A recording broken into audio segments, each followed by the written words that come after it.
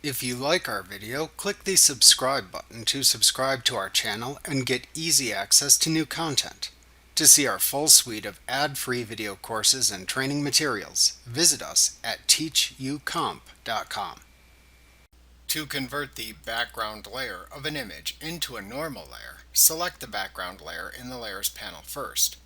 Then select Layer, New, Layer from Background from the menu bar to open the New Layer dialog box. Use the dialog box to name the layer and set any additional layer options for it, just as you would when creating a new blank layer. Then click the OK button. Conversely, to convert a normal layer into a background layer, select the layer to set as the background layer in the Layers panel. Then select Layer, New, Background from Layer to convert the selected layer into the background layer. Remember to click the subscribe button to see more of our videos. Get ad-free courses at teachucomp.com.